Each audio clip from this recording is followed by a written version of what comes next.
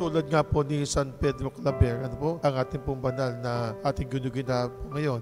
Isa po siyang pari, ano po, miyembro nga po ng Jesuit, ano po. Si Peter Claver bilang pari ay siya po ay nag-apostolado o nag-misyon, ano po, sa bansang Africa. At doon marami po siyang mga nahikaya at marami po siyang binyagan, ano po, at ginawa niya po mga Kristiyano. Sinasabi nga po, nasa 300,000 mga Africans, ano po, ang kanyang natawag, ano po, mga nabinyagan.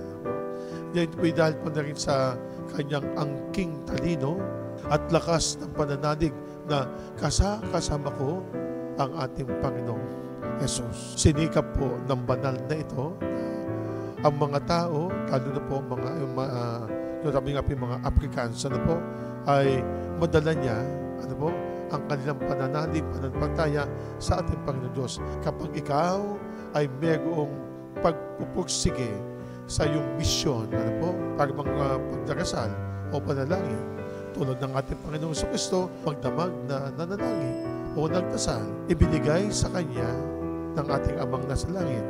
Tulad po ni San Pedro Claver, ano po, ibinigay din po sa Kanya ang lakas ng pangatawan, lakas ng pag-iisip.